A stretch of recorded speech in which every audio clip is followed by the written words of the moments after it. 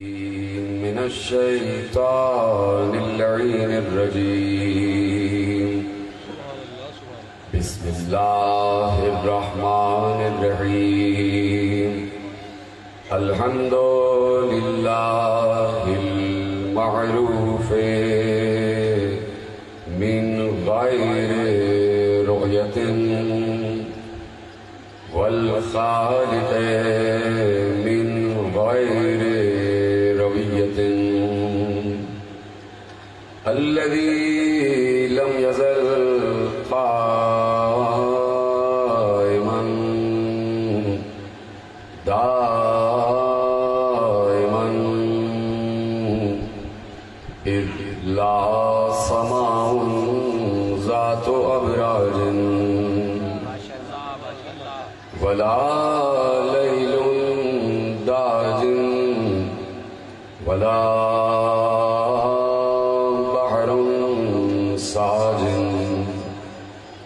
ولا أرض ذات مهاد ولا خلق ذو اعتماد والصلاة والسلام والتحية والإكرام على نبي الرحمة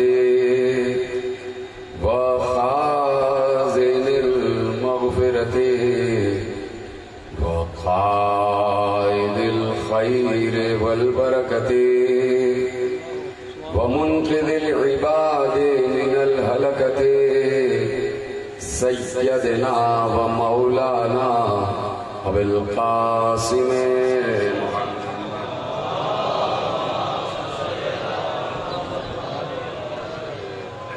وأهل بيته الطيبين الطاهرين المعصومين المظلومين المنتخبين المنتجبين الذين أذهب الله عنهم الرجس وطهرهم تطهيرا.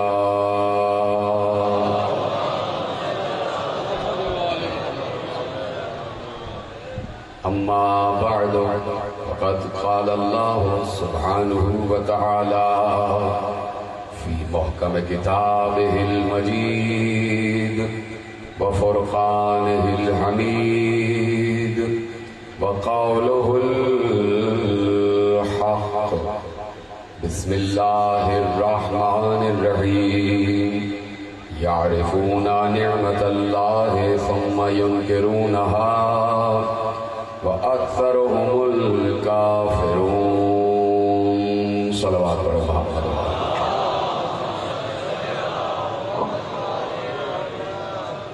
1445 ہجری کے اشرِ ماہ محرم الحرام کی حضرات مرکزی امام بارگاہ فیصل آباد دھوبی گھاٹ میں آج 8ویں مجلس میں شریک ہیں. وسائل معرفت ہمارا عنوان ہے اور معرفت کے امور پر ہی باتیں ہو رہی ہیں اور مسلسل یہ گفتگو ہو رہی ہے کہ کائنات کی کوئی شے ایسی نہیں ہے جو اللہ کی معرفت نہ رکھتی ہو، اللہ کو نہ پہچانتی ہو. اسی لیے اللہ نے یہ ارشاد فرما دیا تھا کہ وَإِن مِّن شَيْءٍ إِلَّا يُسَبِّحُ بِحَمْدِهِ وَلَكِن لَّا تَفْقَهُونَ تَسْبِيحَهُمْ. سورہ نور میں ارشاد فرمایا کہ کون سی شے ایسی ہے کہ جو ہماری تسبیح نہ کر رہی ہے، یعنی پہچانتے ہیں اس لیے تسبیح کر رہے ہیں. کائنات کی ہر شے اللہ کا تعارف رکھتی ہے. وَإِن مِّن شَيْءٍ إِلَّا يُسَبِّحُ بِحَمْدِهِ. کون سی ایسی شے ہے جو ہماری تسبیح نہ کرتی ہو، لیکن تم ان کی تسبیح کو سمجھتے نہیں ہو، تم ان کی زبان سمجھتے نہیں ہو. اب اللہ نے کائنات میں جتنی اشیاء خلق کی ہیں وہ سب اشیاء ہیں. ہر شے پر شے کا اطلاق ہوتا ہے. کوئی شے ایسی نہیں ہے کہ جو شے نہ ہو. اور اللہ کہہ رہا ہے ہر شے میری تسبیح کرتی ہے. تو اس آیت پر یہاں تک یقین کرو کہ جب اللہ کہہ رہا ہے کہ کوئی شے ایسی نہیں ہے جو میری تسبیح نہ کرتی ہو، تو اجازت ہے کہ آپ سے قریب ہو کے جملہ کہہ دوں یہ جس قالین پر آپ بیٹھے ہیں یہ بھی شے ہے، یہ جو کپڑے آپ پہنے ہیں یہ بھی شے ہے، یہ جو شامیانہ ہے یہ بھی شے ہے، یہ جو زمین ہے یہ بھی شے ہے، جس تخت پہ میں بیٹھا ہوں یہ بھی شے ہے، یہ جو آسمان ہے یہ بھی شے ہے، پرندے بھی شے ہیں، مخلوقات بھی شے ہیں، حیوانات بھی شے ہیں، حشرات بھی شے ہیں۔ تو کائنات کی ہر شے اللہ کی تسبیح کر رہی ہے، تو میں کیوں نہ کہہ دوں کہ یہ قالین بھی تسبیح کر رہا ہے، جسم کے کپڑے بھی تسبیح کر رہے ہیں، زمین کے طبقات بھی تسبیح کر رہے ہیں، آسمان کی بلندیاں بھی تسبیح کر رہی ہیں، پرندے بھی تسبیح کر رہے ہیں۔ اس لیے کما حقہ اللہ کا عرفان رکھتے ہیں، اللہ کی معرفت رکھتے ہیں، تو ضروری ہے، جملہ آپ کے حوالے کرنا اس موقع پر ضروری ہے کہ جہاں معرفت ہو جائے وہاں ذکر ضروری ہے۔ سلامت رہیں آپ، جہاں معرفت ہو جائے وہاں ذکر ضروری ہے۔ اب ہم سے نہ پوچھنا کہ ہم بار بار علی علی کیوں کرتے ہیں، اس لیے کہ ہماری ہی بزم میں شاید کہیں کوئی سلمان بیٹھا ہوا ہے، کہیں کوئی ابو ذر بیٹھا ہوا ہے۔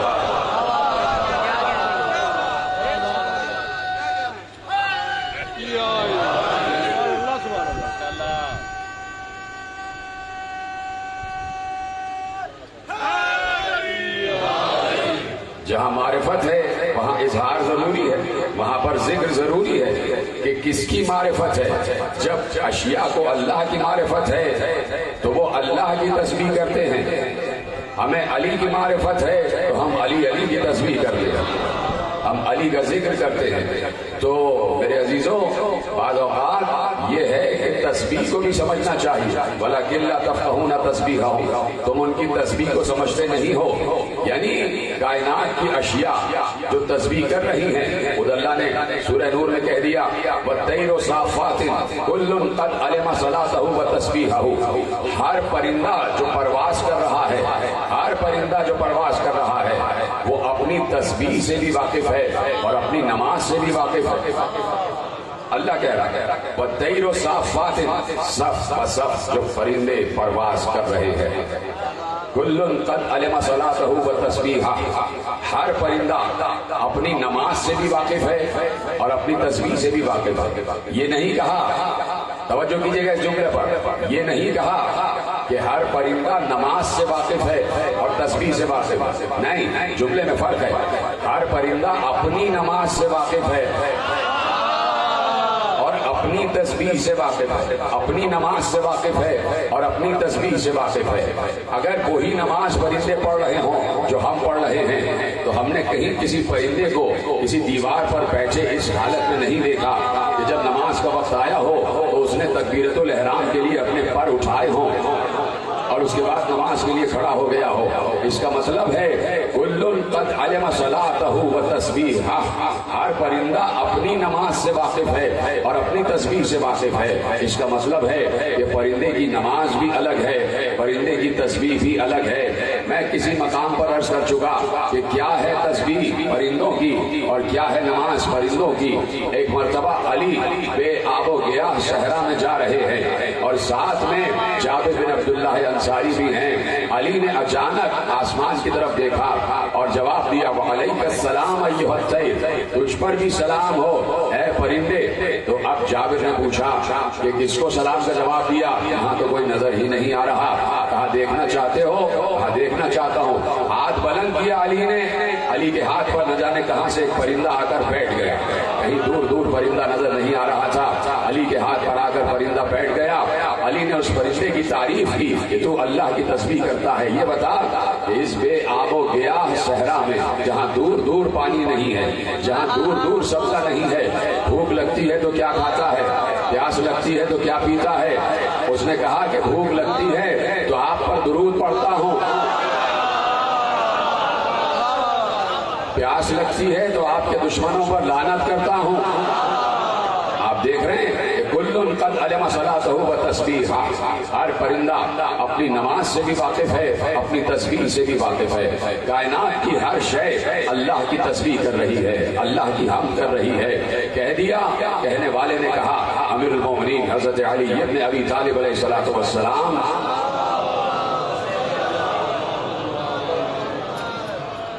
فرماتے ہیں کہ اور پھر یہ حدیث قدسی بھی ہے، اس لیے کہ یہ اپنا آدم سے لفظ شروع ہو رہا ہے، یہ اپنا آدم سے آغاز ہو رہا ہے، تو یقیناً حدیث قدسی ہے یہ اپنا آدم لو اکل طائر القلب، اگر ایک پرندہ تیرے دل کو کھا جائے تو اس کا پیٹ بھرے گا نہیں، اتنا چھوٹا سا تیرا دل ہے، لم یشبعہ، تیرا اگر کوئی پرندہ تیرا دل کھا جائے تو اتنا چھوٹا سا دل ہے کہ اس پرندے کا پیٹ بھرے گا نہیں، وبصرو، اور تیری آنکھ کا عالم یہ ہے کہ لو وضع علیہ خرق عبرت لغطاہ، تیری آنکھ کا عالم یہ ہے کہ پتلی اتنی سی ہے کہ تیری آنکھ کی پتلی پر اگر سوئی کی نوک رکھ دی جائے تو تو کچھ دیکھ نہیں پائے گا۔ سلامت رہے، اس جملے کا محفوظ کرے کہ تیرا دل اتنا سا ہے کہ پرندہ کھا لے تو اس کا پیٹ نہیں بھرے گا، تیرے آنکھ کی پتلی اتنی سی ہے کہ اگر اس کے اوپر سوئی کی نوک رکھ دی جائے تو تجھے کچھ نظر نہیں آئے گا۔ پھر کہا تریدو ان تعرف بہما ملکوت السماوات والارض، اور پھر تو چاہتا ہے کہ ان دو چیزوں سے تو آسمان اور زمین کا ملکوت دیکھنا چاہتا ہے، تو دیکھنا چاہتا ہے کہ آسمان اور زمین کا ملکوت کیا ہے۔ ملکوت میں عرض کر چکا کہ دنیا کا پورا نظام جہاں سے چل رہا ہے اسے ملکوت کہا جاتا ہے۔ کائنات کا کمان اینڈ کنٹرول سینٹر، اللہ کے اختیار و اقتدار کے مرکز کا نام ہے ملکوت۔ اللہ کہہ رہا ہے کہ تو ان دو چھوٹی چھوٹی چیزوں سے ہمیں مشاہدہ کرنا چاہتا ہے، ہمیں پہچاننا چاہتا ہے۔ اگر تو اپنے دعوے میں اتنا ہی بڑا ہے، اگر تو توجہ، حدیث قدسی کامل ہو رہی ہے، اگر تو اپنے دعوے میں اتنا ہی سچا ہے کہ تو ان دو چیزوں سے، جسے آنکھ کہتے ہیں اور جسے قلب کہتے ہیں، آنکھ سے دیکھا جاتا ہے، قلب سے سوچا جاتا ہے، قلب سے سوچا جاتا ہے، تفقہ کیا جاتا ہے، قلب سے، آنکھ سے دیکھا جاتا ہے۔ تو اب فرمایا کہ اگر تو اپنے دعوے میں اتنا ہی سچا ہے کہ تو آنکھ سے اور دل سے ملکوت کا مشاہدہ کرنا چاہتا ہے تو ملکوت تو بہت دور کی بات ہے، ذرا لمحے بھر کے لیے اس سورج کو تو دیکھ کر دکھا، لمحے بھر کے لیے ذرا اس سورج کو تو دیکھ کر دکھا کہ تو اس سورج کو نہیں دیکھ سکتا۔ جب ہماری مخلوق میں سے اس سورج کو نہیں دیکھ سکتا تو ملکوت کو کیا دیکھے گا، ملکوت کو کیا دیکھے گا۔ اب یہ کائنات کی ہر شے ہے، جسے چاند کہتے ہیں، جسے سورج کہتے ہیں، جسے ستارے کہتے ہیں، ان کی بھی ایک معرفت ہے، ان کی بھی ایک معرفت ہے، وسائل معرفت میرا عنوان، ان کی بھی معرفت ہے، یہ بھی حجت خدا کو پہچانتے ہیں۔ نہیں، جملہ آپ نے محفوظ نہیں کیا، چاند بھی حجت خدا کو پہچانتا ہے، سورج بھی حجت خدا کو پہچانتا ہے، ستارے بھی حجت خدا کو پہچانتے ہیں۔ آج آپ کو میرا بہت بہت بہت قریب سے ساتھ دینا پڑے گا، میری آواز گرفتہ ہے اور میں زیادہ زور نہیں لگا پاؤں گا، اس لیے ایک ایک لفظ کو محفوظ کریں گے اور بتاتے جائیں گے کہ لفظ آپ تک پہنچ رہے ہیں۔ یہ چاند بھی حجت کی معرفت رکھتا ہے، یہ سورج بھی حجت کی معرفت رکھتا ہے، یہ ستارے بھی حجت کی معرفت رکھتے ہیں۔ اگر نہ رکھتے ہوتے تو چاند کبھی دو ٹکڑے نہ ہوتا، اگر حجت کی معرفت نہ رکھتے ہوتے تو سورج کبھی ڈوب کر واپس نہ پلٹتا، اگر ستارے حجت کی معرفت نہ رکھتے ہوتے تو ستارہ کسی دروازے پر نہ اترتا۔ حجت کی معرفت کا مطلب یہ ہے، معرفت کا صرف یہ مطلب نہیں ہے کہ پہچان لیا اور ختم، معرفت کا مطلب یہ ہے کہ پہچانو اور اطاعت کی منزل پر آ جاؤ، اتباع کی منزل پر آ جاؤ۔ جس حجت کو پہچان رہے ہو، یعنی جس کو مان رہے ہو اس کی بھی مان رہے ہو یا نہیں، کسی کو مان رہے ہو تو اس کا حکم بھی مان رہے ہو یا نہیں، اس کی اطاعت کر رہے ہو یا نہیں، یعنی معرفت کے ساتھ اطاعت ضروری ہے۔ تو کائنات کی ہر شے حجت کی معرفت رکھتی ہے تو حجت کی اطاعت بھی کرتی ہے، حجت کے اتباع بھی کرتی ہے۔ تو اس لیے پیغمبر سے حضرت عباس ابن عبد المطلب نے ارشاد فرمایا کہ آپ کو معلوم ہے کہ میں آپ پر ایمان کیوں لایا، آپ کو معلوم ہے میں آپ پر ایمان کیوں لایا، اس لیے کہ میں نے آپ کو بچپن میں جھولے میں چاند سے باتیں کرتے دیکھا تھا۔ شروع ہو گئی گفتگو اور آپ میرا ساتھ دیتے جائیں۔ اس لیے کہ میں نے جھولے میں آپ کو چاند سے باتیں کرتا ہوا دیکھا تھا۔ تو پتہ ہے پیغمبر نے کیا جواب دیا؟ پیغمبر نے مسکرا کر کہا، چچا میں چاند سے باتیں نہیں کرتا تھا، چاند مجھ سے باتیں کرتا تھا۔ یہ طرح سلامت رہے، اسی طرح میرا ساتھ دیتے رہے۔ میں چاند سے باتیں نہیں کرتا تھا، چاند مجھ سے باتیں کرتا تھا۔ یعنی مخلوق پہچانتی ہے تو چاہتی ہے کہ حجت سے بات کی جائے، حجت سے گفتگو کی جائے۔ اب یہ تو ہے رسول جو اپنے زمانے کا حجت ہے، جو اپنے زمانے کا مصطفیٰ ہے، جو اپنے زمانے کا محمد ہے، جو اپنے زمانے کا حجت خدا ہے، جو اپنے زمانے کا امیر المومنین ہے۔ یہ ہے رسول کہ جو اپنے زمانے کا خاتم النبیین ہے، جو اللہ کا رسول ہے۔ اور اب علی ایک جنگ سے واپس پلٹ رہے تھے کہ ایسے میں علی اور رسول ہیں اور ایک وادی سے گزر رہے، ایسے میں رسول پر وحی نازل ہونا شروع ہوئی۔ واقعہ آپ کا سنا ہوا ہے، اس لیے تیزی سے آگے بڑھ جاؤں گا۔ رسول نے علی کے زانو پر اپنا سر رکھ دیا، وہی اتر رہی تھی، رسول کی آنکھیں بند تھی، رسول کی آنکھیں بند تھی۔ عصر کا وقت نکل گیا، سورج ڈوب گیا، سورج ڈوبا، ایک بار رسول کی آنکھ کھلی، یا علی تم نے نماز پڑھی؟ یا رسول اللہ میرا دل کہتا ہے کہ علی نے یہی کہا ہوگا کہ میری نماز تو آپ کی اطاعت ہے، آپ آرام میں تھے اور میں آپ کی اطاعت میں مصروف تھا۔ تو کہا یا علی سورج واپس پلٹاؤ، سورج کو واپس پلٹاؤ۔ پچھلے سال پورا ایک واقعہ جبیریہ جو امیر المومنین کے مؤذن تھے ان کا پڑھ چکا، آج میں دوسرے حوالے سے پڑھ رہا ہوں۔ کہا سورج واپس پلٹاؤ تاکہ تم عصر کی نماز ادا کرو۔ اس کا مطلب ہے کہ رسول جس عالم میں تھے رسول نماز ادا کر چکے تھے۔ جس طرح سلامت رہے، رسول نماز ادا کر چکے اور علی کی نماز یہی تھی کہ رسول علی کے زانو پر ہے اور علی رسول کا چہرہ دیکھ رہے۔ علی کی نماز بھی قضا نہیں ہوئی، علی نے بیٹھے بیٹھے نماز پڑھی، رسول نے اپنے عالم میں نماز پڑھی، لیکن چونکہ امت کے ساتھ نماز پڑھنا ہے، جماعت کے ساتھ نماز پڑھنا ہے، تو کہا یا علی جاؤ سورج کو واپس پلٹاؤ اور دیکھو سورج سے باتیں کرنا، سورج جواب دے گا، سورج سے باتیں کرنا، سورج جواب دے گا۔ علی پہنچے، افق کی طرف پہنچے، علی نے ڈوبے ہوئے سورج کو سلام کیا، السلام علیکم ایھا الخلق المطیع للہ، اے اللہ کی اطاعت گزار مخلوق تجھ پر علی کا سلام۔ علی نے ایک لفظ کہا تھا المطیع للہ، اے اللہ کی اطاعت گزار مخلوق تجھ پر میرا سلام۔ سورج واپس پلٹا، واپس ابھرا اور ابھرتے ابھرتے یہ کہتا ابھرا وعلیک السلام یا امیر المومنین یا یعصب الدین اخا رسول اللہ ووصیہ وحجت اللہ علی خلقہ۔ یعنی علی نے ایک لفظ کہا تھا کہ اے اللہ کی اطاعت گزار مخلوق تجھ پر سلام، اور سورج نے علی کی مدح میں 5 الفاظ کہے، 5 الفاظ کہے، وعلیک السلام یا امیر المومنین یا اخا رسول اللہ ووصیہ وحجت اللہ علی خلقہ۔ اے امیر المومنین آپ پر سلام، اے رسول اللہ کے بھائی آپ پر سلام، اے رسول اللہ کے وسیع آپ پر سلام، اے اللہ کی اس زمین پر حجت آپ پر سلام۔ یعنی سورج کا امیر بھی علی ہے۔ غور بھی فرمایا آپ نے، یا امیر المومنین کہہ کے سورج نے اپنے آپ کو مومنین میں شامل کیا اور بتایا میں بھی علی والا ہوں، میں بھی علی والا ہوں۔ اے امیر المومنین آپ پر سلام، اے یعصب الدین آپ پر سلام، اے اللہ کے رسول کے وسیع آپ پر سلام، اے اللہ کی اس دنیا میں حجت آپ پر سلام۔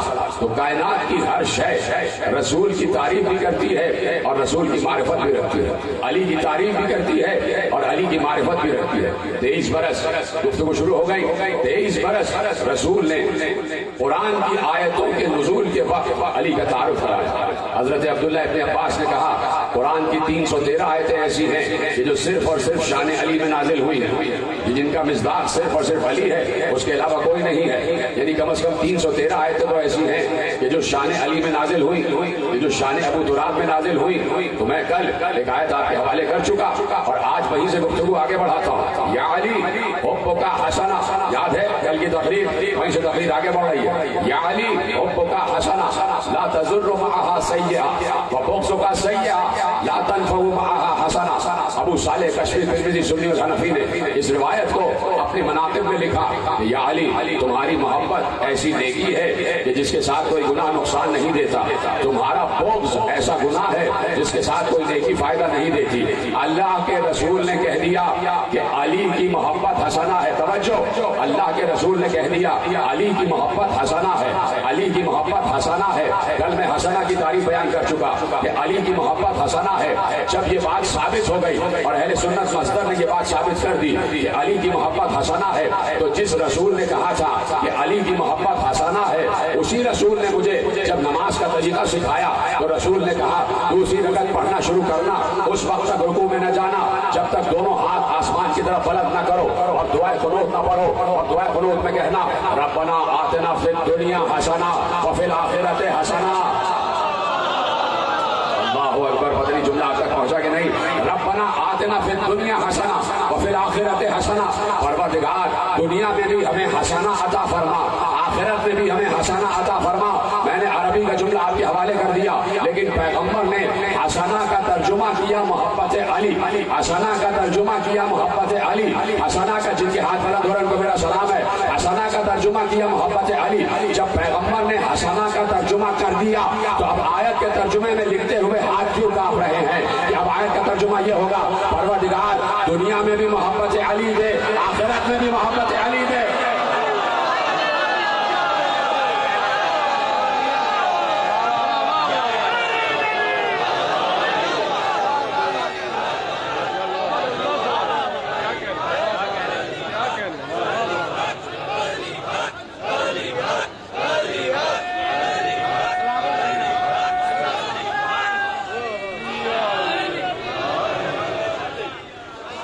جو فرمائی آپ نے دنیا میں بھی محبت علی دے اور آخرت میں بھی محبت علی دے، اس لیے کہ اللہ اور رسول کی محبت واجب ہے اور یقیناً اسلام کی پہچان ہے، لیکن اللہ اور رسول کی محبت مومن و منافق کی پہچان نہیں ہے۔ کہاں بیٹھے ہیں آپ؟ اللہ اور رسول نے اپنی محبت مومن و منافق کی پہچان نہیں بتایا، اس لیے کہ چاہے منافق ہی کیوں نہ ہو، منافق کا مطلب ہی یہ ہے، میں عرض کر چکا پرسوں کی تقریر میں، کہ جو زبان سے کہے وہ دل میں نہ ہو، جو زبان سے کہے وہ دل میں نہ ہو، اور جو دل میں ہو وہ زبان پہ نہ ہو۔ زبان کچھ اور کہہ رہی ہے اور دل کچھ اور کہہ رہا ہے، اسے منافق کہتے ہیں۔ تو اگر منافق ہے تو رسول کے دور میں بھی منافق تھے، اور اسی لیے سورہ منافقون نازل ہوا، تو اس کا مطلب ہے کہ دل میں کچھ اور تھا، زبان پر کچھ اور تھا۔ تو رسول اللہ نے منافق کے پہچاننے کی پہچان علی کی محبت کو بتایا، یہ نہیں کہا کہ میری محبت منافق کی پہچان ہے، مومن و منافق کی پہچان علی کی محبت کو قرار دیا کہ جو علی سے محبت کرے گا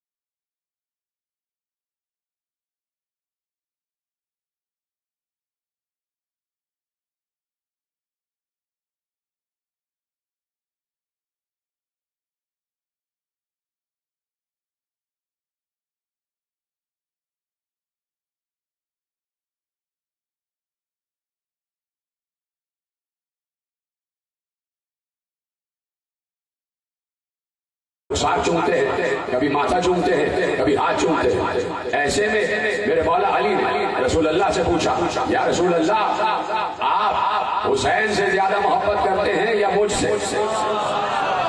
جیتے رہے، سلامت رہے آپ، یہ ہے گھر کا انداز۔ آپ حسین سے زیادہ محبت کرتے ہیں یا مجھ سے زیادہ محبت کرتے ہیں؟ اس سے پہلے کہ رسول جواب دیتے، ایک بار حسین سے علی گویا ہوا، بابا میں کچھ کہنا چاہتا ہوں۔ پہلے بیٹے نے باپ سے بولنے کی اجازت لی، تہذیب سکھائی، بابا میں کچھ بولنا چاہتا ہوں۔ کہا جی بیٹے بولیے۔ کہا بابا رسول اس سے زیادہ محبت کرتے ہیں، نانا اس سے زیادہ محبت کرتے ہیں جو فضائل میں زیادہ ہوگا، جو فضائل میں زیادہ ہوگا رسول اللہ اس سے زیادہ محبت کرتے ہوں گے۔ تو کہا بیٹے پھر بتائیے آپ اپنے فضائل۔ بابا یہ ہو نہیں سکتا کہ آپ کے ہوتے ہوئے میں فضائل بیان کروں، پہلے آپ بیان کریں آپ کی فضیلتیں کیا ہیں۔ اب یہ مکالمہ ہو رہا ہے اور رسول اللہ دلچسپی سے سن رہے ہیں، اس کا مطلب ہے اللہ اور رسول کی مرضی سے ہو رہا ہے جو کچھ ہو رہا ہے۔ جتنے سلامت رہے آپ، جو کچھ ہو رہا ہے اللہ اور رسول کی مرضی سے ہو رہا ہے۔ کہا بیٹے آپ بیان کریں گا، بابا آپ کے ہوتے ہوئے میں سبقت نہیں کر سکتا، پہلے آپ ارشاد فرمائیں۔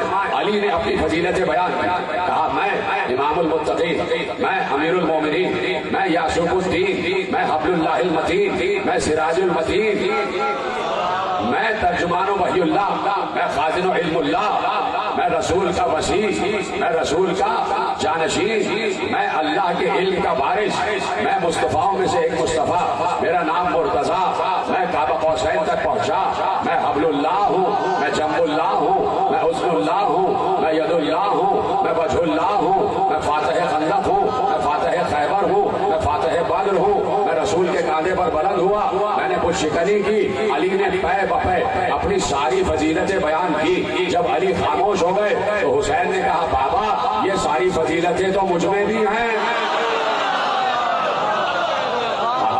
سلامت رہے آپ، یہ ساری فضیلتیں تو مجھ میں بھی ہیں، یہ تو سارے فضائل مجھ میں بھی ہیں۔ اب علی کے بیٹے حسین نے یہ بات کہہ کے بتایا کہ ہر دور کا امام اپنے دور کا ولی ہوتا ہے اور ولایت کے صفات مشترک ہوتے ہیں، تاکہ سمجھے ولایت کے صفات مشترک ہوتے ہیں۔ جو جس دور کا ولی ہوگا اس کے پاس وہی صفات ہوں گے جو اپنے دور کے ولی کے ہوں گے۔ بابا یہ ساری صفاتیں تو مجھ میں بھی ہیں، میں تو آپ برابر ہیں ان صفات میں۔ تو اب علی ہنسنے لگے، مسکرائے، کہا اب حسین آپ بیان کیجئے کہ آپ کی کیا فضیلتیں ہیں۔ جب آپ کہہ رہے ہیں آپ کی اور میری فضیلتیں برابر ہیں تو آپ کی کیا فضیلتیں ہیں۔ ایک بار حسین ادب سے کھڑے ہوئے، بابا کو جھک کر سلام کیا، نانا کو جھک کر سلام کیا، اور اب کہا بابا مجھ میں وہ فضیلتیں ہیں جو آپ کے پاس بھی نہیں ہیں۔ کیا سن رہے ہیں آپ، مجھ میں وہ فضیلتیں ہیں جو آپ کے پاس بھی نہیں ہیں۔ کہا حسین کیا کہنا چاہتے ہو۔ کہا سنیے، جیسا میرا باپ ویسا آپ کا باپ نہیں۔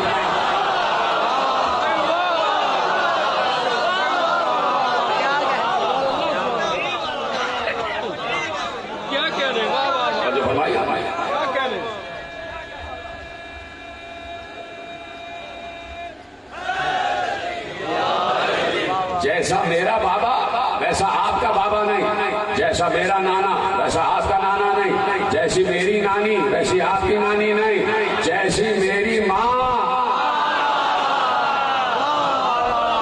جیسی میری ماں ویسے آپ کی ماں نہیں۔ تو آپ بتایا کہ میری ماں بھی افضل، میرا باپ بھی افضل، تو یقیناً علی خاموش ہو گئے، علی خاموش ہو گئے۔ تو حسین بتا رہے ہیں کہ فضیلتوں کا معیار اگر دیکھنا ہے تو ہمارے آپس کے مطالبوں کو دیکھو، ہمیں دیکھو کہ ہم کس طریقے سے اپنی فضیلت بیان کرتے ہیں۔ ہماری فضیلت از روح قرآن ہے، جملہ آپ کے حوالے کرنے جا رہا ہوں۔ ہمارے فضائل از روح قرآن، اور قرآن لے کر جبرائیل اترا، جبرائیل مسلسل قرآن لے کر اتر رہے، 24,000 مرتبہ جبرائیل اترے قرآن لے کر۔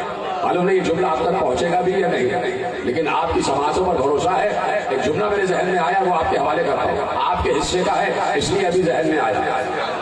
اپنا حصہ وصول کرنے کے لیے تیار ہے، دائیں بائیں آگے پیچھے تمام حضرات، کہ جبرائیل 24,000 مرتبہ وحی لے کر پیغمبر پر نازل ہوئے، 24,000 مرتبہ آتے تھے، براہ راست رسول پر نازل ہو جاتے تھے اور نازل ہو کر وہی لکھوا دیتے تھے 24,000 مرتبہ. اب میرا دل کہتا ہے میں ایک لفظ کہنے جا رہا ہوں اور لفظ سے آپ پکڑ لیں گے کہ میرا نقطہ کیا ہے, میرا استدلال کیا ہے. 24,000 مرتبہ جبرائیل قلب رسول پر آیتیں لے کر اترے تو 24,000 مرتبہ بغیر اجازت لیے پیغمبر کے پاس آ جاتے تھے, اس لیے کہ اللہ کی اجازت پہلے سے موجود ہوتی تھی کہ جاؤ اور نبی کو یہ آیتیں سنا دو. 24,000 مرتبہ جب قرآن لے کر اترے تو رسول سے بغیر اجازت کے اترے, اور جب چادر سیدہ میں آنے لگے تو پہلے اجازت طلب کی ہے. بڑی آسانی سنا آپ سے. جب چادر زہرا میں آئے تو پہلے اجازت طلب کی, اس لیے کہ جبرائیل کو بھی معلوم ہے کہ یہ چادر کوئی معمولی چادر نہیں ہے, یہ چادر کوئی معمولی چادر نہیں ہے. کسی نے کوشش کی تھی چادر میں آنے کی, کسی نے چادر کا کونا پکڑ کے کوشش کی کہ یا رسول اللہ میں بھی چادر میں آ جاؤں. رسول اللہ نے کہا انتی علی الخیر, تم خیر پر تو ہو لیکن چادر میں نہیں آ سکتی, چادر میں نہیں آ سکتی. تو جب صحرا کی چادر میں آئے تو اللہ سے اجازت لے کر آئے, اور پھر اللہ سے اجازت کے بعد رسول سے پھر اجازت لی. اللہ اکبر, اللہ کی اجازت مل چکی تھی. پروردگار سے کہا تھا کہ یا اللہ کیا اجازت ہے کہ میں بھی چادر میں چلا جاؤں؟ اللہ نے اجازت دی, اور پھر جب چادر زہرا میں آنے لگے پھر رسول اللہ سے اجازت دی, یعنی 2 مرتبہ اجازت لے کے چادر میں داخل ہوئے. اس لیے کہ یہ چادر کوئی معمولی چادر نہیں ہے, یہ زہرا کی چادر ہے. اور زہرا کون ہے؟ اجازت ہے فضائل پڑھ رہا ہوں. زہرا کون ہے؟ دیکھیے میں نے کہا جبرائیل مسلسل قرآن لے کر نازل ہو رہے تھے, قرآن لے کر نازل ہو رہے تھے, اور قرآن کا دعویٰ یہ ہے لا رد ولا یابس الا فی کتاب مبین. کائنات کا کوئی خوش قدر ایسا نہیں ہے جو میری کتاب میں موجود نہ ہو, جو اس کتاب مبین میں کھلی ہوئی کتاب میں موجود نہ ہو. لا اصغر من ذلک ولا اکبر الا فی کتاب مبین. چھوٹی سے چھوٹی شے اور بڑی سے بڑی شے اس کتاب مبین میں موجود ہے. کائنات میں کوئی غیب ایسا نہیں ہے جو اس کتاب مبین میں موجود نہ ہو. یعنی عالم غیب ہے قرآن, ناظر غیب ہے قرآن, قرآن میں ہر خوش قدر موجود ہے, اور قرآن ہر چھوٹی سے چھوٹی اور بڑی سے بڑی شے کا علم رکھتا ہے. تو اب اگر فہرست گنوانا شروع کرو تو زندگی تمام ہو جائے, لیکن قرآن میں کیا کیا ہے اس کی فہرست تمام نہ ہو. قرآن تمام اشیاء کا احیاء کرتا ہے, احاطہ کرتا ہے, اور احسا کرنے کے بعد اعلان کرتا ہے کہ کائنات کی ہر شے قرآن میں موجود ہے. تیار ہو جائیے سننے کے لیے. زمین کا ذکر قرآن میں موجود, زمین کی تہوں میں کیا ہے قرآن جانتا ہے, زمین کی تہوں میں کون سی مخلوقات آباد ہے قرآن جانتا ہے, ان مخلوقات کی تعداد کیا ہے قرآن جانتا ہے, ان مخلوقات کی غذا کیا ہے قرآن جانتا ہے, ان مخلوقات کی زبان کیا ہے قرآن جانتا ہے, ان مخلوقات کی ہوا کیا ہے قرآن جانتا ہے, سطح زمین پر کیا ہے قرآن جانتا ہے, سطح فضا میں کیا ہے قرآن جانتا ہے, ہوا کیا ہے قرآن جانتا ہے, خلا کیا ہے قرآن جانتا ہے, پہلا آسمان کیا ہے قرآن جانتا ہے, دوسرا آسمان کیا ہے قرآن جانتا ہے, تیسرا آسمان کیا ہے قرآن جانتا ہے, 7واں آسمان کیا ہے قرآن جانتا ہے, سدرۃ المنتہا کیا ہے قرآن جانتا ہے, شجر طوبہ کیا ہے قرآن جانتا ہے, عرش کیا ہے قرآن جانتا ہے, کرسی کیا ہے قرآن جانتا ہے, لوح کیا ہے قرآن جانتا ہے, قلم کیا ہے قرآن جانتا ہے, جنتیں کیا ہے قرآن جانتا ہے, جہنم کیا ہے قرآن جانتا ہے, سرابقات کیا ہے قرآن جانتا ہے, حجابات کیا ہے قرآن جانتا ہے, سطح زمین کیا ہے قرآن جانتا ہے, پہاڑ کتنے ہیں قرآن جانتا ہے, پہاڑوں کے نام کیا ہیں قرآن جانتا ہے, پہاڑوں کی اونچائی کیا ہے قرآن جانتا ہے, ان پہاڑوں کے اندر معدنیات کیا ہے قرآن جانتا ہے, پانی کیا ہے قرآن جانتا ہے, ہوا کیا ہے قرآن جانتا ہے, دریا کیا ہے قرآن جانتا ہے, سمندر کیا ہے قرآن جانتا ہے, سمندروں کی تعداد کیا ہے قرآن جانتا ہے, دریاؤں کی تعداد کیا ہے قرآن جانتا ہے, ان میں پانی کے قطروں کی تعداد کیا ہے قرآن جانتا ہے, ہوا کیا ہے قرآن جانتا ہے, بادل کیا ہے قرآن جانتا ہے, بجلی کیا ہے قرآن جانتا ہے, بارش کیا ہے قرآن جانتا ہے, پھول کیا ہے قرآن جانتا ہے, پھل کیا ہے قرآن جانتا ہے, انسان کیا ہے قرآن جانتا ہے, حیوان کیا ہے قرآن جانتا ہے, چوپائے کیا ہے قرآن جانتا ہے, مچھلیاں کیا ہے قرآن جانتا ہے, پرندے کیا ہے قرآن جانتا ہے, جبرائیل کیا ہے قرآن جانتا ہے, اسرافیل کیا ہے قرآن جانتا ہے, اسرائیل کیا ہے قرآن جانتا ہے, میکائیل کیا ہے قرآن جانتا ہے, انبیاء کیا ہے قرآن جانتا ہے, انبیاء کی تعداد کیا ہے قرآن جانتا ہے, رسول کتنے ہیں قرآن جانتا ہے, رسولوں کے نام کیا ہے قرآن جانتا ہے, فرشتے کتنے ہیں قرآن جانتا ہے, ان میں ملائکہ کتنے ہیں قرآن جانتا ہے, ان میں رسول کتنے ہیں قرآن جانتا ہے, اقوام کتنی ہیں قرآن جانتا ہے, ان اقوام کے نام کیا ہیں قرآن جانتا ہے, ان اقوام کا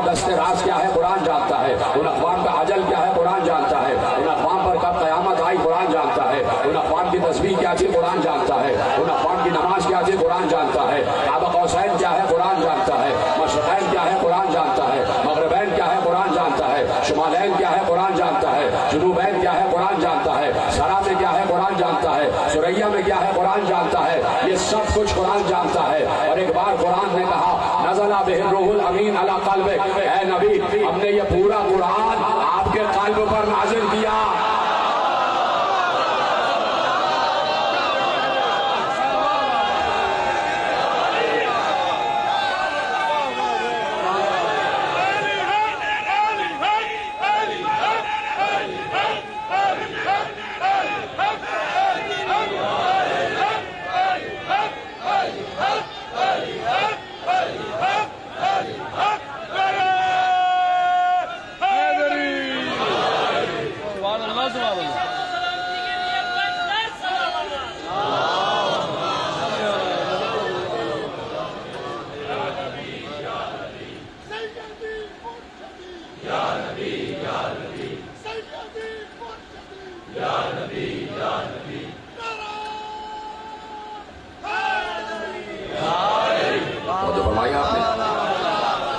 مشرقین میں کیا ہے قرآن جانتا ہے، مغربین میں کیا ہے قرآن جانتا ہے، سرا میں کیا ہے قرآن جانتا ہے، سریا میں کیا ہے قرآن جانتا ہے، عرش کیا ہے قرآن جانتا ہے، کرسی کیا ہے قرآن جانتا ہے، لوح کیا ہے قرآن جانتا ہے۔ جملہ محفوظ کیجئے گا، جملہ ضائع نہ ہونے پائے۔ لوح کیا ہے قرآن جانتا ہے، قلم کیا ہے قرآن جانتا ہے، سرادق کیا ہے قرآن جانتا ہے، حجاب کیا ہے قرآن جانتا ہے، ہوا کیا ہے قرآن جانتا ہے، خلا کیا ہے قرآن جانتا ہے، فضا کیا ہے قرآن جانتا ہے، جنتیں کیا ہے قرآن جانتا ہے، جہنم کیا ہے قرآن جانتا ہے، انسان کیا ہے قرآن جانتا ہے، انسانوں میں مسلم کتنے ہیں قرآن جانتا ہے، مسلموں میں مومن کتنے ہیں قرآن جانتا ہے، منافق کتنے ہیں قرآن جانتا ہے، کافر کتنے ہیں قرآن جانتا ہے، مشرقین میں کیا ہے قرآن جانتا ہے، مغربین میں کیا ہے قرآن جانتا ہے، شمالین میں کیا ہے قرآن جانتا ہے، جنوبین میں کیا ہے قرآن جانتا ہے، سرا میں کیا ہے قرآن جانتا ہے، سریا میں کیا ہے قرآن جانتا ہے۔ اور ایک بار قرآن نے کہا نزل بہ الروح الامین علی قلبک، میں نے یہ پورا قرآن آپ کے قلب پر نازل کیا۔ جب پیغمبر نے یہ آیت پڑھ دی کہ اللہ نے کہا ہے کہ یہ پورا قرآن میرے قلب پر نازل ہوا، تو پیغمبر نے اصحاب کو مخاطب کر کے کہا تمہیں پتا ہے میرا قلب کون ہے؟ میرے قلب کا نام فاطمہ زہرا ہے۔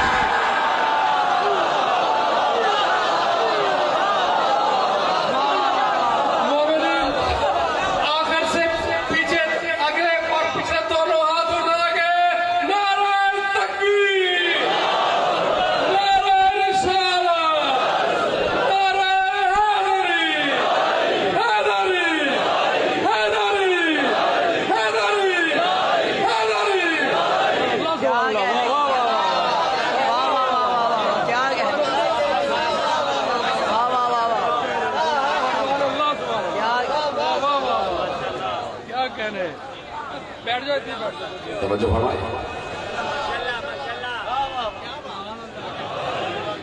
میرا قلب ہے فاطمہ زہرا، میرے قلب کا نام ہے فاطمہ زہرا۔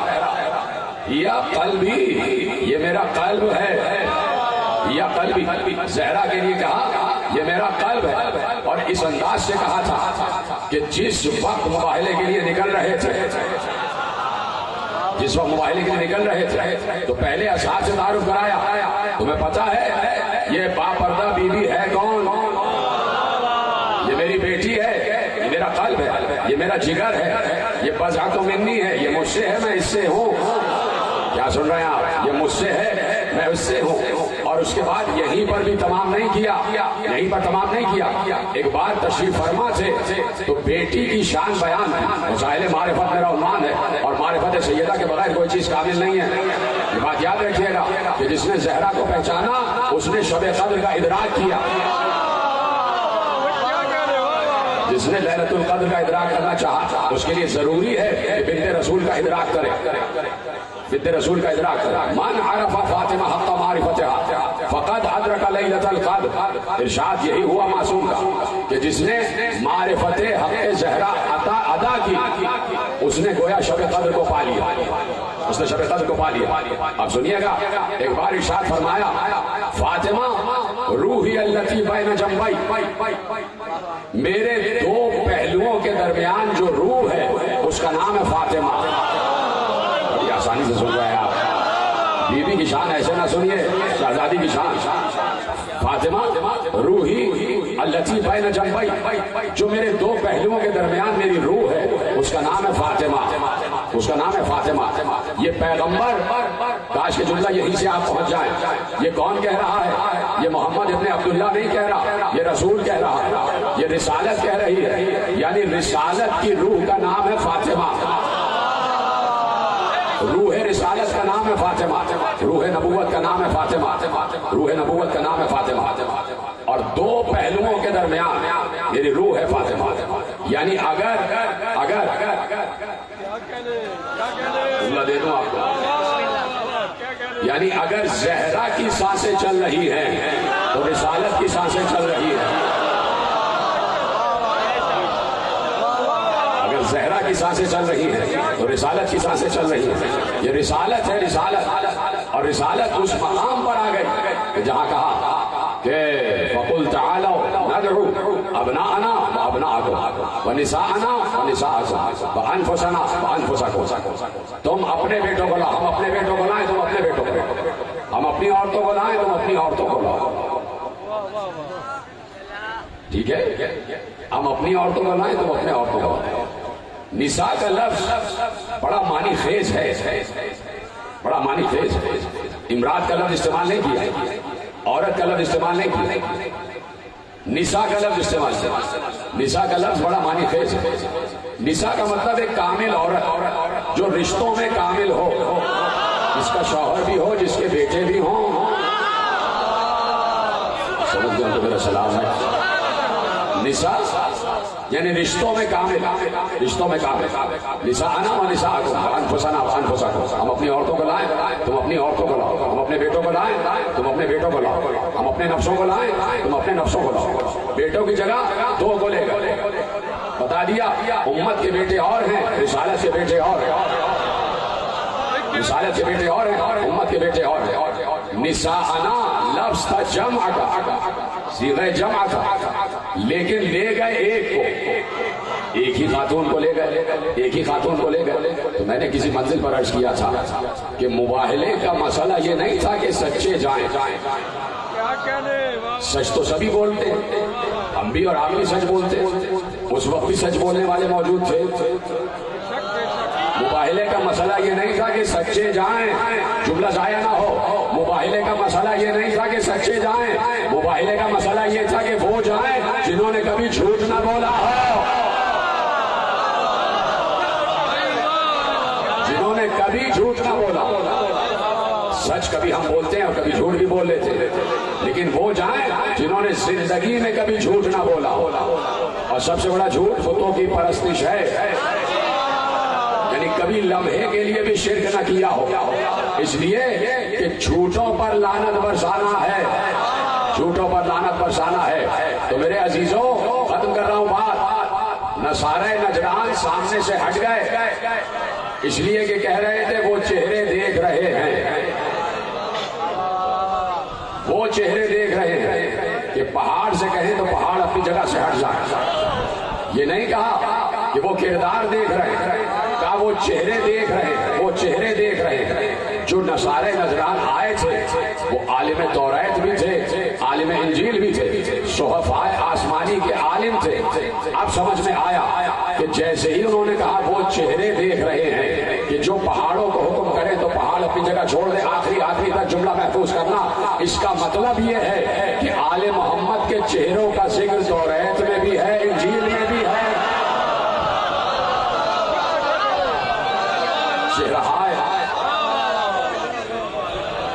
چہرہائے آل محمد کا تذکرہ آسمانی کتابوں میں موجود، آسمانی کتابوں میں ان کا ذکر موجود. اب ہے جملہ، کاش کے چاروں طرف جہاں تک مومنین کی تعداد، کثیر تعداد میں آپ آئے ہوئے ہیں، یہ جملہ آپ تک پہنچ جائے. نصارہ نجران ہٹ گئے، چلے گئے سامنے سے، لعنت رک گئی، لعنت رک گئی. آج 8 محرم ہے تو آج تو ذکر ضروری ہے نا. لعنت رک گئی، لعنت رک گئی، جھوٹوں پر لعنت رک گئی. لیکن لعنت تو رکنا نہیں تھا. 1400 برس قدرت نے فرش ازا کے ذریعے ہماری ذمہ داری لگا دی، جہاں جھوٹا نظر آئے اس پر لعنت کرتے جانا.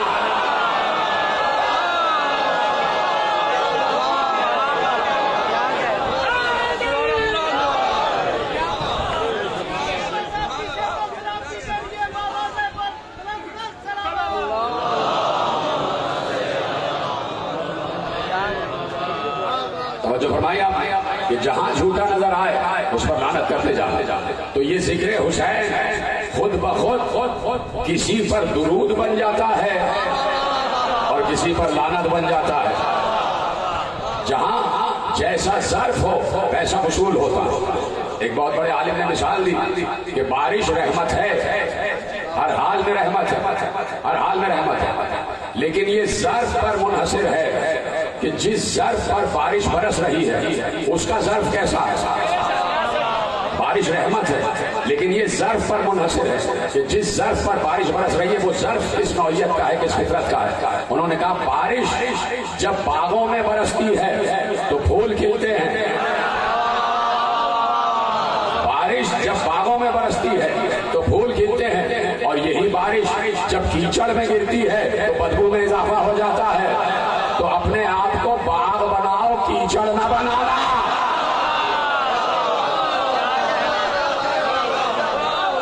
اپنے آپ کو گلزار بناؤ، کیچڑ نہ بنانا. یہ ذکر حسین رحمت کی طرح. اس لیے کہ حسین نے کہہ دیا تھا حسین منی وانا من حسین، حسین مجھ سے اور میں حسین سے ہوں. تو ذکر رسول رحمت ہے. یہی سے کل بات کا آغاز کروں گا. ذکر رسول رحمت ہے، اور جہاں پر بھی رحمت ہے وہ خزانہ رسول سے ہے. رحمت کا خزانہ ہے مصطفیٰ، رحمت کا خزانہ مصطفیٰ ہے. اور اللہ نے کہا کہ رحمت کا خزانہ مصطفیٰ ہے. اِنَّا أَرْسَلْنَاكَ اِلَّا رَحْمَةً لِّلْعَالَمِينَ. ہم نے آپ کو عالمین کے لیے رحمت بنا کر بھیجا. وَمَا أَرْسَلْنَاكَ إِلَّا رَحْمَةً لِّلْعَالَمِينَ. ہم نے آپ کو عالمین کے لیے رحمت بنا کر بھیجا. یعنی آپ رحمت کا خزانہ ہے. اور حسین پیغمبر سے منیت پر، تو اس کا مطلب ہے کہ خزانہ رحمت حسین. اپنے دور میں خزانہ رحمت رسول اور اپنے دور میں خزانہ رحمت حسین. حسین اگر خزانہ رحمت نہ ہوتے تو آخری حملے سے پہلے تک حسین نے یہی چاہا کہ امت کی بخشش ہو جائے، امت کی بخشش ہو جائے. یعنی کہیں ایسا نہ ہوا کہ حسین صرف حسین تھا کہ ابھی شیر خار کو دفن کر کے آ گیا، علی اصغر کو دفن کر کے آ گیا، اور جب میدان جنگ میں آئے تو حسین نے جو خطبہ دیا ہے اس خطبے کا پہلا لفظ یہ ہے کہ اے انسانوں تم پہچانتے ہو کہ تمہارا اللہ کون ہے. یعنی اس وقت کی معرفت خدا کی بات کی ہے حسین. یہ جتنے شہید جا رہے تھے ان کے دل میں شہادت کی تمنا تو تھی، لیکن اصل میں مطمع نظر یہ تھا کہ حسین سے اجازت لے کے جاتے تھے کہ فرزند رسول آپ گھر سے نکلے ہیں امر بالمعروف و نہی عن المنکر کے لیے، تو ہم آپ کی اجازت سے فوج یزید کے پاس جا کے امر بالمعروف نہی عن المنکر کریں گے، بتائیں گے کہ آپ کون، بتائیں گے کہ آپ کا گھرانہ کون سا. تو ہر شہید جاتا تھا اور جا کر خطبہ دیتا تھا، رجس پڑھتا تھا، اپنا تعارف کراتا اور حسین کا تعارف کراتا.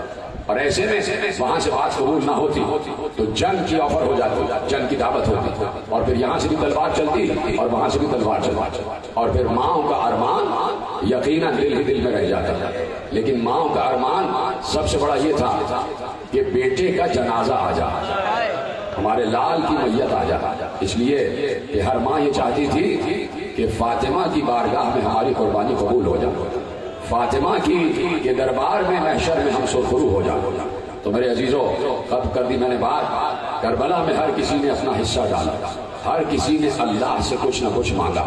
پروردگار مجھے کربلا کا نمائندہ دے دے، کربلا کا نمائندہ دے دے جس علی سے پوری زندگی میں سب مانگتے رہے اور علی سب کو عطا کرتا رہا.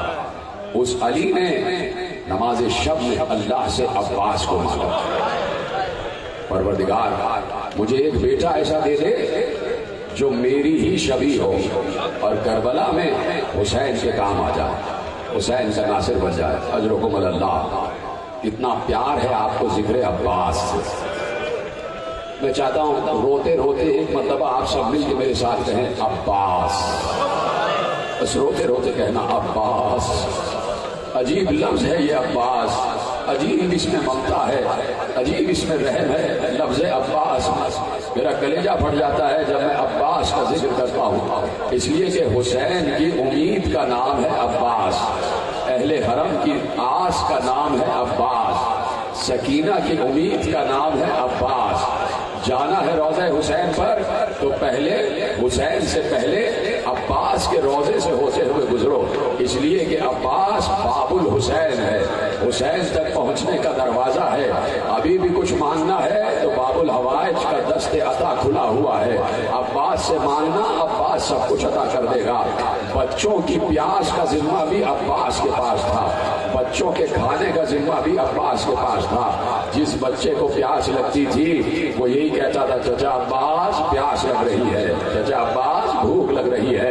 اتنا عشق ہے تمام بچوں کو حضرت عباس سے کہ میں نے یہ محسوس کیا ہے بچپن میں میری بھی یہی کیفیت تھی، اور یقیناً آپ کی بھی یہی کیفیت کہ 8 محرم آتی ہے، ہر بچہ یہ چاہتا ہے کہ ہم علم اٹھائیں گے، بابا ہم علم اٹھائیں گے۔ عباس کے علم سے بچوں کو بڑی محبت ہے، اس لیے کہ علم سے ایک بچی کی محبت بندھی ہوئی ہے، ایک بچی کی محبت بندھی ہوئی ہے۔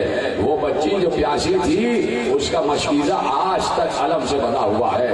آج اسی علم کی شبیہ برآمد ہونا ہے، عباس کے علم کی شبیہ، عباس کے علم کی شبیہ۔ ایک بار علی بیٹھے ہوئے تھے، رمضان کا مہینہ تھا، علی خطبہ دے رہے تھے۔ علی نے خطبہ دیتے دیتے دیکھا کہ حسین نیچے بیٹھے ہیں، اور حسین نے قمر کی طرف اشارہ کر کے پانی کا اشارہ کیا کہ قمر مجھے پیاس لگ رہی ہے، پانی لا کے دو۔ رات کا وقت ہے، عشاء کے بعد علی خطبہ دے رہے ہیں، اور ایسے میں حسین کو پیاس لگی۔ حسین نے قمر کی طرف پانی کا اشارہ کیا کہ مجھے پیاس لگ رہی ہے۔ قمر اٹھ کے گئے، علی منبر پر بیٹھے ہوئے تھے، علی کو سب کچھ نظر آ رہا تھا۔ ایک بار علی ایک منظر دیکھ کر رونے لگے، اس لیے روئے کہ علی نے دیکھا کہ قمر سے پہلے عباس سر پہ جام آب رکھے ہوئے تیزی سے دوڑتے ہوئے آ رہے ہیں، اور چونکہ تیزی سے دوڑتے ہوئے حسین کی طرف آ رہے تھے تو پانی چھلک چھلک کر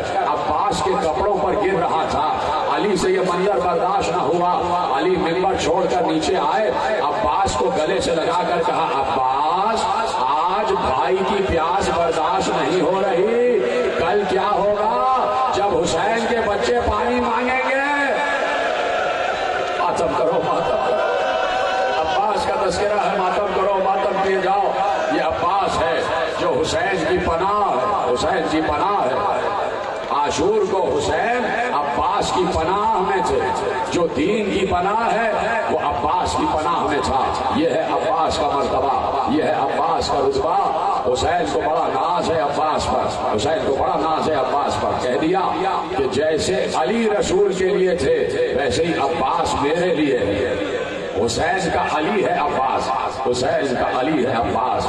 عباس کے شاگرد کربلا میں ایک ایک کر کے ذبح ہو رہے تھے، ایک ایک کر کے لاشیں آ رہے تھے۔ ختم ہو گئی بات، بس عباس اس وقت ضبط نہ کر سکے جب قاسم کی پامال لاش آئی، جب قاسم کے ٹکڑوں میں بٹی ہوئی لاش آئی اور حسین گٹھڑی میں قاسم کا لاشا لے کر آئے تو لا کے مقتل میں قاسم کے لاشے کو وہاں رکھا جہاں علی اکبر کا لاشا رکھا ہوا تھا۔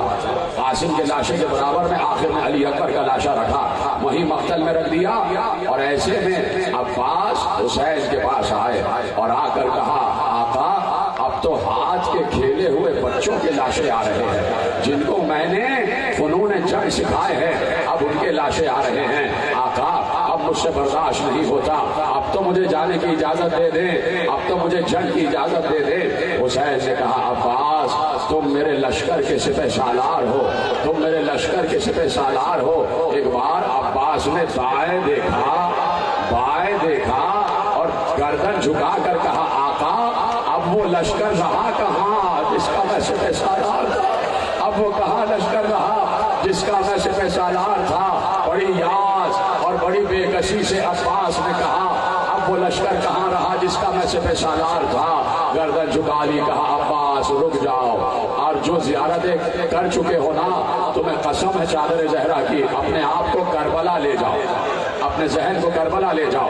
اس وقت روضہ عباس پہ حاضر ہو جاؤ، اس وقت روضہ عباس پہ حاضر ہو جاؤ۔ جو زیارتیں کر چکے اور جو نہیں کر چکے، حضرت عباس اسی سال انہیں زیارات کے لیے بلائیں۔ اور میں تم سے تمہارے لیے دعا کرتا ہوں باب الحوائج کی بارگاہ میں، کل بھی میں نے دعا کی ہے، باب الحوائج عباس جن کے پاس اولاد نہیں ہے ان کو اولاد دے دے، جن کے پاس گھر نہیں ہے انہیں گھر دے دے، جن کے رزق میں کمی ہے ان کے رزق میں وسعت دے دے، جو بیمار ہیں ان کو شفا دے دے۔ بس میں نے دعا کر دی، اب تم گریے کے لیے آوازیں بلند کرو اور تیار ہو جاؤ گریے کے لیے۔ عباس رک جاؤ، ابھی نہ جانا۔ عباس گردن جھکا کے آگے بڑھے، سکینہ کے خیمے کے سامنے سے گزرے، بچی کی آواز آ رہی تھی، اماں میری زبان میں کانٹے پڑ چکے ہیں، میری زبان اینٹ چکی ہے، میری زبان سوکھ چکی ہے، اماں کہیں سے پانی مل جائے۔ عباس نے جیسے ہی سنا ایک بار باہر سے آواز دی، سکینہ بیٹی تمہارا چچا بلا رہا ہے، بیٹی باہر آ جاؤ۔ سکینہ باہر آئی، چچا نے بھتیجی کو گود میں اٹھا لیا، پیاس لگ رہی ہے بیٹا؟ کہا چچا بہت پیاسی ہوں، زبان میں کانٹے پڑ چکے ہیں۔ سکینہ کو اتارا، کہا جاؤ اپنی مشق لے کر آ جاؤ، اپنی مشق لے کر آ جاؤ۔ بچی کی امید بندھی، سوکھی ہوئی مشق لے کر آئی، 3 دن سے سوکھی ہوئی مشق جو چپک چکی تھی، چمڑا آپس میں چپک چکا تھا۔ عباس نے ایک ہاتھ میں مشق کو لیا، ایک ہاتھ سے سکینہ کو اٹھایا، اور اس عالم سے حسین کے پاس دوبارہ حاضر ہو گئے۔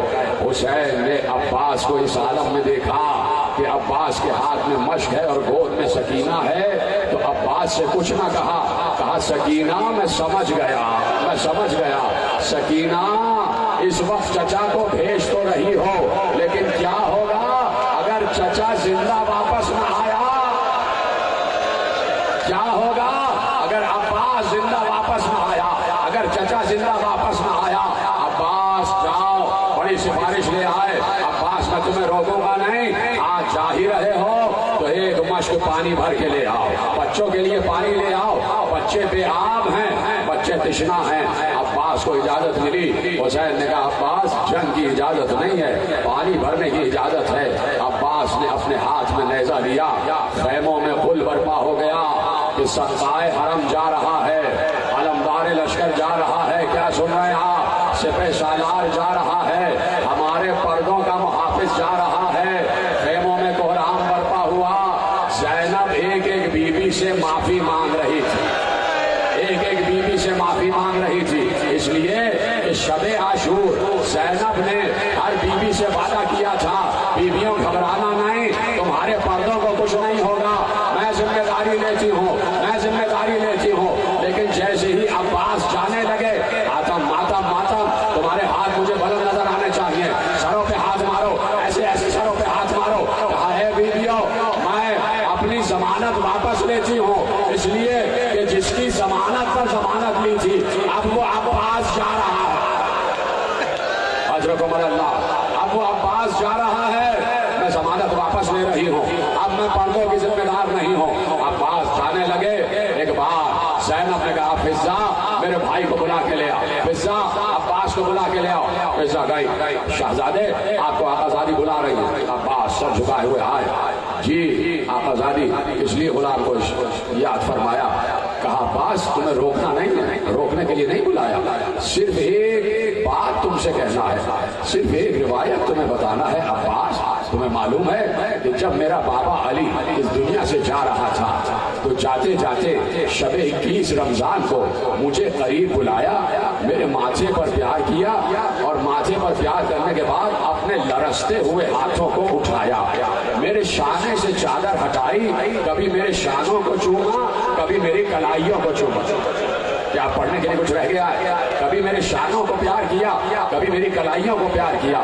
میں نے پوچھا تھا بابا آج میری کلائیوں کو پیار کیوں کر رہے ہیں؟ تو بابا نے کہا تھا زینب ان ہاتھوں میں رسیاں باندھی جائیں گی، تمہارے شانوں پہ تازیانے مارے جائیں گے۔ میں نے کہا تھا بابا جس کا عباس جیسا بھائی ہو کیا مجال کہ اس کی بہن کے ہاتھوں میں رسیاں بندھے۔ عباس آج تم جا رہے ہو، زینب کو یقین ہو گیا کہ ہاتھ بنیں گے، تازیانے لگیں گے۔ اجرکم اللہ، خدا تمہیں کوئی غم نہ دے، میں دیکھ رہا ہوں تم سب کو روتے ہوئے کیسے گریہ کر رہے ہو، خدا تمہارے ناصروں کو رومال زہرا میں جگہ دے۔ یہی عباس میں رونے کا حق ہے۔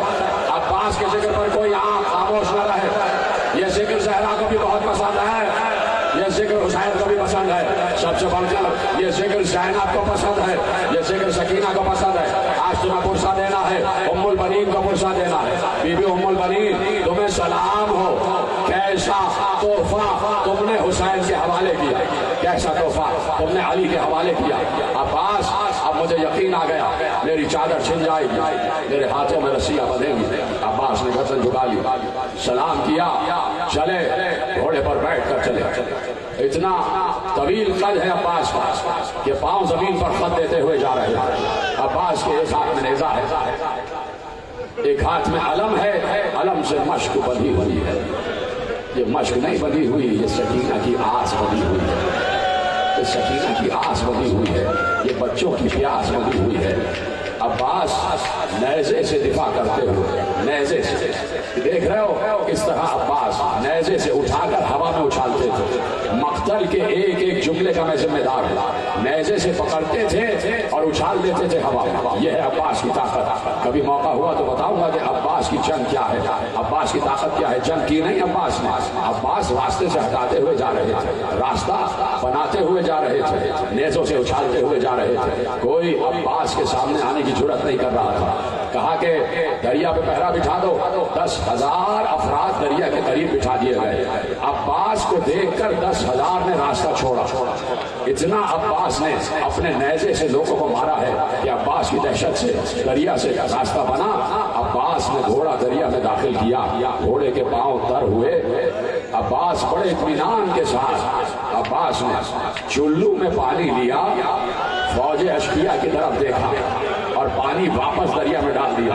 बताया कि आज अब्बास के कब्जे में दरिया है, मेरी माँ फातिमा ज़हरा के महर में ये दरिया है। आज हमने दरिया वापस ले लिया, दरिया पे हमारा कब्जा है। घोड़े से कहा, घोड़े ने इनकार किया, मैं पानी नहीं पीऊंगा, इसलिए कि जुलजनाह प्यासा है, हुसैन की सवारी प्यासी है। तो घोड़े ने भी पानी न पिया। अब्बास ने मश्क को दरिया में भिगोया, बहुत वक्त लगा, मश्क को गीला होने में वक्त लगा, लेकिन किसी की हिम्मत नहीं थी कि अब्बास के करीब आ जाए। मश्क भरी, तस्मे को बांधा, मश्क को लटकाया, अब्बास वापस चले। जिस रास्ते से आए थे उस रास्ते से वापस नहीं गए, दरख्तों के झुंड में से वापस गए, जिसे गाजरिया कहा जाता है। गाजरिया का रास्ता वो था कि जो जल्द अज जल्द खेमागाह तक पहुंचाता था। बस यहाँ से जाना गजब हो गया।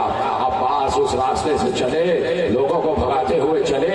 एक दरख्त के नीचे से गुजर रहे थे, एक शख्स कूद के नीचे आया, उसने तलवार मारी, अब्बास का दायां शाना कट के जमीन पर गिरा। अब्बास का दायां शाना कट के जमीन पर गिरा।